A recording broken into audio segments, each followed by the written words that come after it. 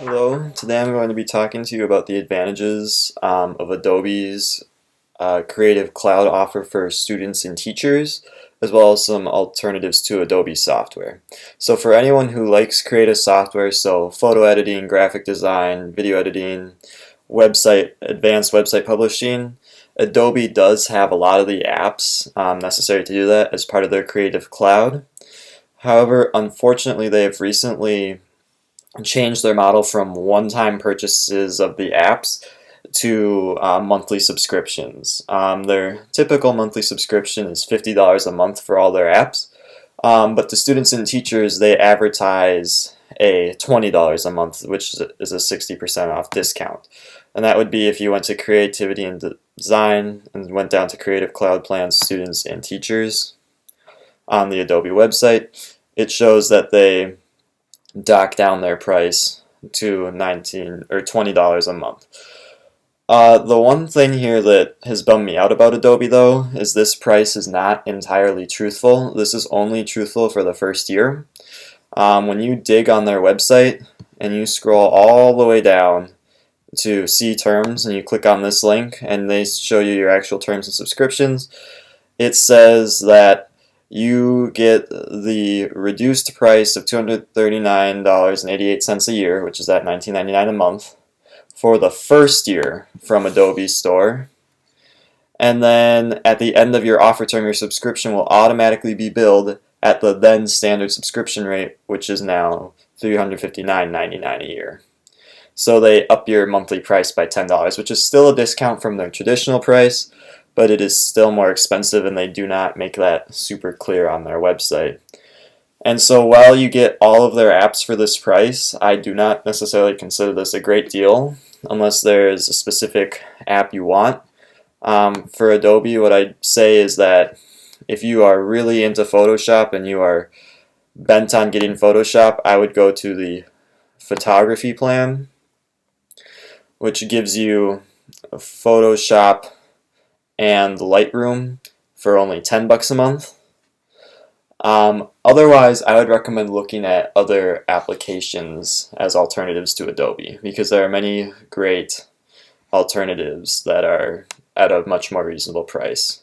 So for instance, I'll put links to all of these in the description, but if you are looking at an alternative for either Photoshop, Illustrator, or InDesign, I would recommend the Affinity apps. The website's affinity.serif.com, but Affinity offers 3 very quality apps that are basically just like Photoshop, Illustrator, and InDesign. So they most recently released Affinity Publisher, which is very much like InDesign, and it's typically priced at $50, but if you buy it now, you can actually get it for $25, which is a really amazing price considering that if you want to get InDesign from Adobe, you need to pay at minimum $20 a month. So in 2 months you would have paid way more than you would pay to have this forever. And astonishingly enough, I have the software and they have practically identical features. There's very little difference between Affinity Publisher and Adobe InDesign. It's very easy to transition from, but it is a much more reasonable price. They also offer Affinity Photo. Again, they're offering it at a discounted price. It's normally $50, but as of right now, they're offering it for $25. This is basically the Affinity equivalent of Photoshop. Likewise, with the Publisher, it is very similar to Photoshop. A lot of the features are in the same places, and it can do a lot of the same things. And then finally, they have Affinity Designer, which is very similar to Illustrator. Again, it's at a discounted price right now, but typically it is $50. I would highly recommend this software. This is the software that I use for any of my creative designs. If you're using a Mac, I would also recommend getting it through the App Store. It is in the App Store, and if you do that, then you can have it on up to 5 computers. So this is what I would recommend as an alternative for Photoshop, Illustrator, and InDesign, as it works on both Mac and PC. If you're looking for an alternative to After Effects or Premiere, which is the video editing software for Adobe, I have 2 recommendations. The first recommendation is DaVinci Resolve. I recommend DaVinci simply because it works on both Macs and PCs and is completely free. or there is a free component. DaVinci has an in-app purchase that unlocks more features, but even the base model has been used to create professional films that you would see in the movie theaters on Netflix. So I would highly recommend this software. It's created by Blackmagic Design. I don't personally use it, but it is a very powerful piece of software and a very strong alternative to Adobe Premiere and After Effects. And it is available on both Mac and PC.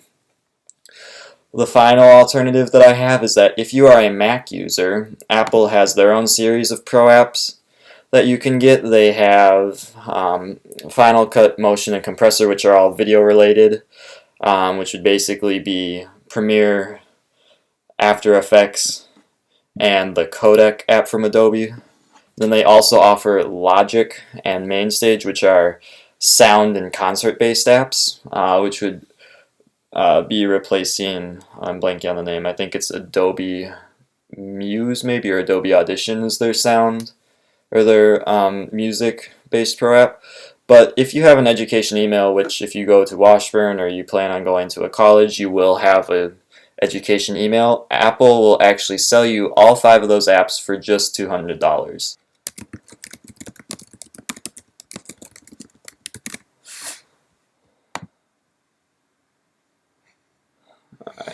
This is what you could get from Apple, and so I'll put this link in the description below.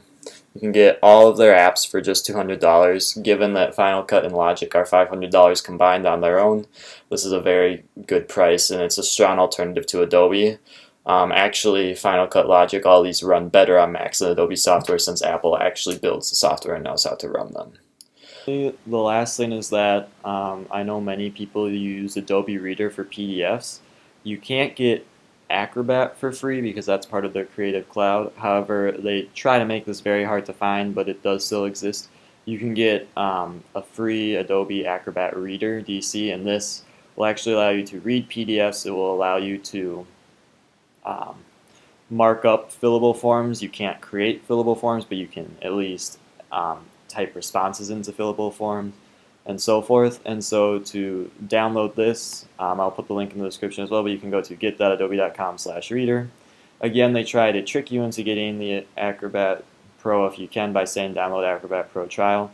You don't want to click that. You want to click download Acrobat Reader if you use Adobe Reader and would like to be able to fill forms and just open PDFs using Adobe.